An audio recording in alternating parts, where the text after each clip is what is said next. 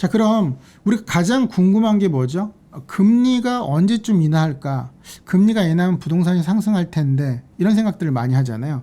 그러면 이렇게 금리 인하가 생기기 전에 어떤 현상은 어떤 게 있는지 한번 우리가 같이 고민해 보도록 할게요. 금리가 인하하기 전에 발생되는 어떤 그 분위기, 어떤 그런 것들이 있는데요. 그 첫 번째가 수입 및 생산자 물가 지수에 대한 부분이에요. 미국의 수입 물가 지수가 전년 대비 상승률이 상당히 둔화가 됐어요. 22년도 3월 달에 보니까 이게 전년 동월 대비해서 12.5%니까 상당히 상승률이 높았죠. 근데 22년 10월 달에 보니까 전년 동월 대비해서 4.2% 정도밖에 상승을 안 했어요.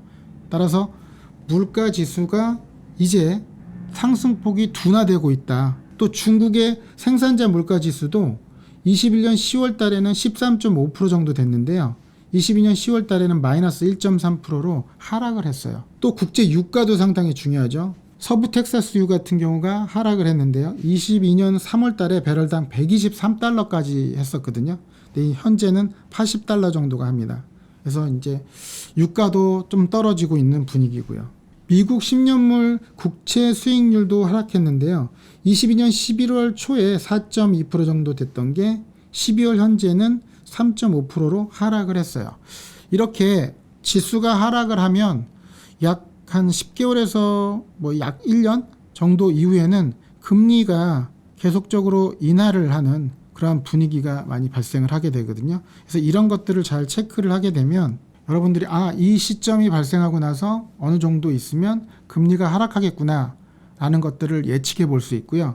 이 부분을 한번 관심 갖고 신문 기사라든가 또 이런 자료들을 파악하시면 좋을 것 같아요. 또 주식도 있겠네요. 주식 같은 경우는 금리가 인하하기 한 3개월에서 6개월 전에 주식으로 돈이 좀 몰리는 그런 경향도 있으니까요. 이런 뭐 4가지 정도를 포인트 잡아서 체크하신다면 이 시장 이후에는 금리가 인하하는 모습을 보고 여러분들이 대응할 수 있는 그런 시장 전략을 짜실 수 있습니다. 자, 그러면 이러한 뭐 예상을 해볼 때 물론 예상입니다만 금리가 내년까지 뭐 상반기까지 좀 오르고 그 다음부터 보합세를 이루다 내년 하반기쯤이나 뭐 내후년 뭐 상반기쯤에 떨어진다고 한다면 우리는 이러한 하락 시장 이후에 어떠한 대응으로 시장이 흘러갈지를 판단하고 대응을 해야 되는지에 대해서 한번 얘기 드려보도록 할게요.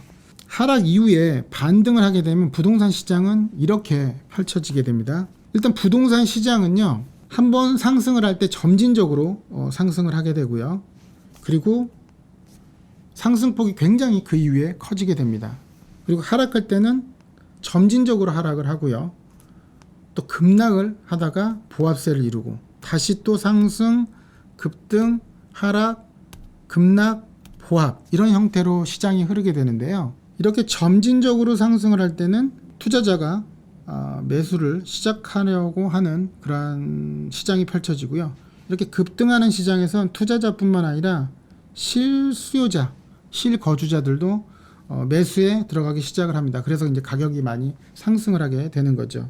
이렇게 점진적으로 하락할 때는 갖고 있는 부동산을 보유하고 있는 분들이 급하게 막 싸게 내놓지는 않아요. 왜냐하면 본인들이 생각했을 때 최고점, 이 시세의 최고점 때의 금액이 내가 내 집에 대한 가격이 이 정도다라고 판단을 하기 때문에 쉽게 가격을 싸게 내놓지는 않죠. 그러나 이렇게 하락장에서는요, 부동산이 바로 살아나지는 않거든요. 이 급락 시기에는 정부에서는 아무래도 정책에 규제했던 부분들을 완화하거나 부양 정책을 내놓게 돼 있는데요. 그래도 이제 쉽게 살아나진 않죠. 앞서 얘기했던 뭐 금리라든가 이런 것들이 도와주지 않는다면요. 금리 인하를 통해서. 이렇게 되면 이렇게 하락할 때 급락하는 시장을 보면 보통 투자자들이 투자를 목적으로 해서 뭐 재개발이라든가 재건축을 했는데 시장이 안 좋으니까 재개발, 재건축이 빨리 되지는 않겠죠. 당연히 뭐 일반 분양을 해도 분양이 잘 안 될 거기 때문에 진척 속도는 느릴 거고요. 이렇게 해서 투자자들이 매입했던 재개발, 재건축이 먼저 이런 것들을 투자했던 분들이 이제 먼저 매물을 내놓게 되고요. 그 다음에 대출을 많이 받았던 분들이 있어요. 버겁게. 대출 이자가 지금처럼 많이 늘어났기 때문에 워낙 큰 부담도 되겠습니다만 금리가 높지 않은 상황 속에서도 부동산 가격이 떨어지게 되면 심리적으로 위축이 되기 때문에 매물을 많이 내놓게 되거든요. 그래서 투자다 다음에는 대출을 많이 받은 분들, 대출을 많이 받은 분들이 물건을 내놓게 되죠. 그래서 이런 물량들이 쌓이다 보니까 더 가격들을 급락하게 되는 원인이 되고요. 그래도 살아나지 않게 되면 결국은 정부에서는 이제 부양 정책 내놓습니다. 부동산을 사세요. 대출을 잘해줄게요. 규제를 완화할게요. 심각했던 규제들이 상당히 많았잖아요. 그런 규제들을 대폭 완화하고 부양 정책을 내놓으면서 부동산이 이제 보합세를 그때 당시에도 이루게 되고, 그 효과는 좀 있다가 시간이 지난 이후에 다시 한번 금리 인하라든가 경기 사이클이 좋아지거나 이런 상황들이 생겼을 때 다시 반등을 시작한다라고 보시면 됩니다. 반등하고 나서 당연히 역시 급등이라는 시장이 펼쳐질 거고요. 또다시 점진적 하락, 급락, 보합, 이 사이클은 늘 반복되게 흐르니까요. 여러분들이 판단하셔가지고 하시면 좋을 것 같고, 굳이 현 시점이 뭐냐라고 한다면 저는 이쯤인 것 같아요. 이쯤. 근데 이 시기가 원래는 짧았고 이 시기가 길었는데 지금은 완전히 변형이 돼가지고 예측컨대 제가 망상인지 모르겠습니다만 제 생각에는 한 1, 2년 이후에 다시 한번 점진적으로 상승하는 시기가 있을 거고요. 이때는 굉장히 양극화가 될 겁니다. 양극화가. 오르는 친구는 오르고 개발 이슈가 있는지요. 그게 아닌 이곳이 올랐으니까 이쪽도 올라야지 해서 덩달아서 올랐던 그런 부동산들은 가격이 많이 이제 반등하지는 않을 거다라고 생각이 됩니다. 따라서 이런 가격의 흐름을 잘 보고 여러분들이 전략적으로 투자하시면 좋을 것 같고요.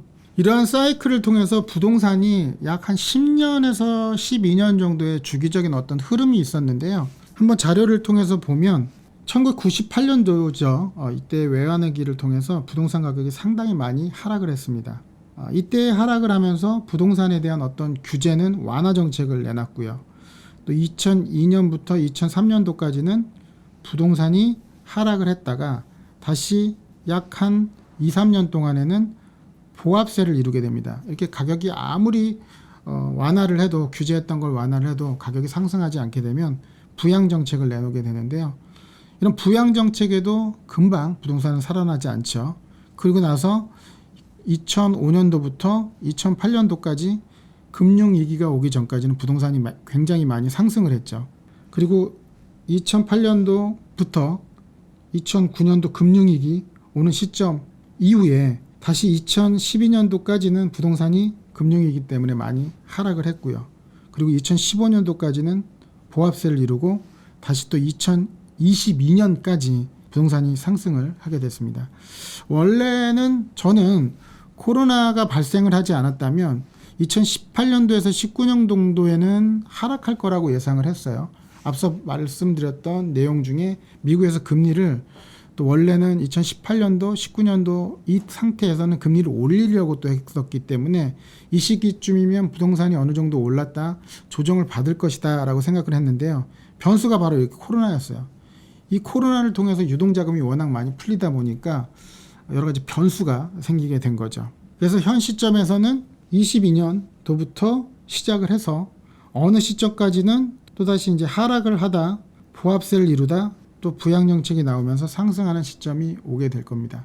자, 앞서 제가 얘기했던 것처럼 코로나 때문에 이제 변형이 됐다라고 했는데요. 이 코로나가 발생했던 게 19년도 12월 12일 날 후베이성 우한시에서 첫 확진자가 발생을 했습니다. 한국은 20년 1월 20일 날 첫 확진자가 발생을 했죠.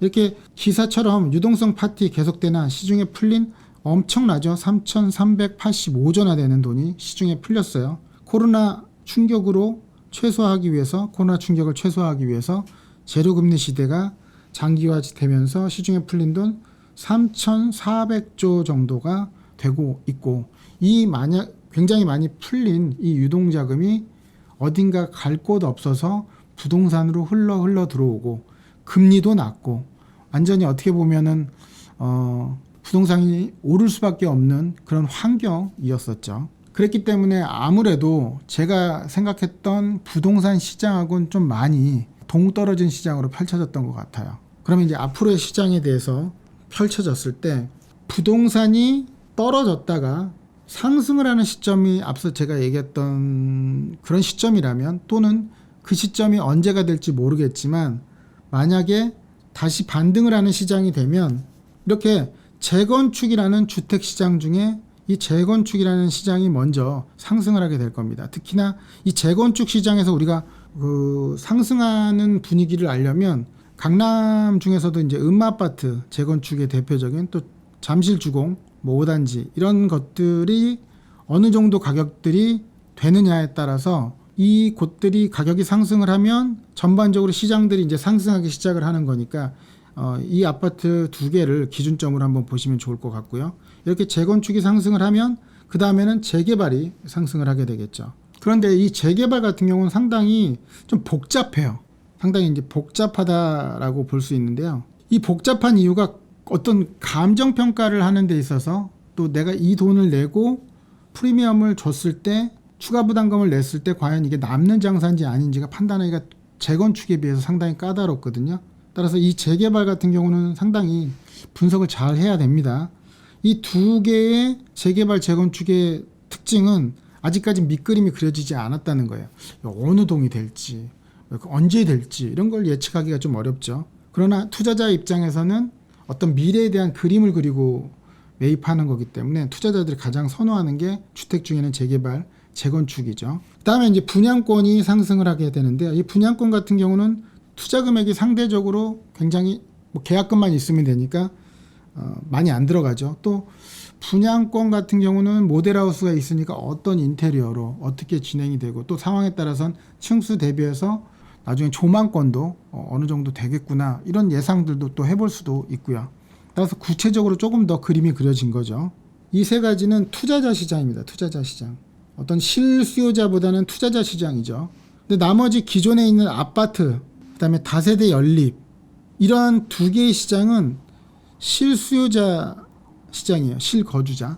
특히나 기존 아파트 가격이 상승을 하기 시작하면요. 이제는 소위 말해서 빌라를 짓는 건축업자 있잖아요. 이 건축업자들이 아파트 가격이 상승하면 다세대 연립이 상승할 거기 때문에 이때부터 다세대 연립을 지을 수 있는 부지를 매입하기 시작을 해요. 그래서 가장 적기가 기존 아파트가 상승하는 시점 초기 단계에서는 건축업자들이 빌라를 지을 수 있는 어떤 부지를 매입하는 단계다라고 보시면 되겠고요.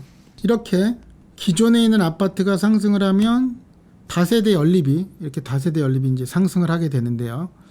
다세대 연립이 상승한 다음에는 다세대 연립의 원재료인 단독 다가구가 이제 상승을 하게 됩니다. 단독 다가구가 상승을 할 때는 이런 기존에 있는 아파트가 상대적으로 단독 다가구에서 비해서는 동일한 가격이면 땅 지분이 훨씬 더 작죠. 근데 이 단독 다가구라는 특징은 희소성이 있어요. 이 단독 다가구가 아파트를 지을 수 있는 원재료이기 때문에 이러한 단독 다가구에 빌라를 지을 수 있는 어떤 대지의 크기 뭐 한 60평 이상 되는 다세대를 지을 수 있는 원재료인 단독 다가구는 가격이 희소성 때문에 많이 오르게 되거든요. 따라서 이제 마지막에는 단독 다가구가 오르기 시작을 하게 되겠죠. 가격이 떨어져도 역시 뭐 재건축이 먼저 떨어지게 됩니다. 지금 역시 강남 재건축들이 많이 떨어졌죠. 그리고 재개발 지역도 뭐 상계가 됐던 한남이 됐던 물론 한남 같은 경우 물건이 많이 나오지는 않습니다만 이런 재개발 지역도 굉장히 많이 떨어졌어요. 분양권 시장도 얼어붙었고요. 기존 아파트도 당연히 마찬가지고 다세대 연립도 잘 거래가 안 됩니다. 전세 가격이 이제 높은 그러한 빌라들 갭 투자 금액이 적었던 것도 전세가 맞춰지지 않으면서 거래가 거의 실종된 상태라고 보시면 되겠고 단독 다가구 같은 경우도 투자 금액이 상당히 좀 많이 들어갑니다. 그래서 이런 단독 다가구도 거래가 없죠. 다시 반등을 하게 된다면 재건축이 이제 먼저 반등한다 그랬잖아요. 이때는 아파트를 시행하려고 하는 시행회사에서 재건축이 살아난다 싶으면은 이제 시행 부지를 막 매입하기 시작합니다. 이런 재건축이 시장이 시작되게 되면 아파트를 지을 수 있는 시행 부지가 잘 팔리게 되고요. 기존의 아파트가 상승을 하기 시작하면 빌라를 지을 수 있는 그러한 뭐 다세대 연립이 뭐 명도돼서 된다든가 아니면 뭐 단독 다가구라든가 이런 것들이 잘 팔리기 시작을 하겠죠. 그런 것들을 건축업자들이 기존 아파트가 오르기 시작할 때 매입에 들어가기 시작을 하죠. 이렇게 이제 가격에 대한 흐름의 변화가 있다라고 보시면 되겠습니다.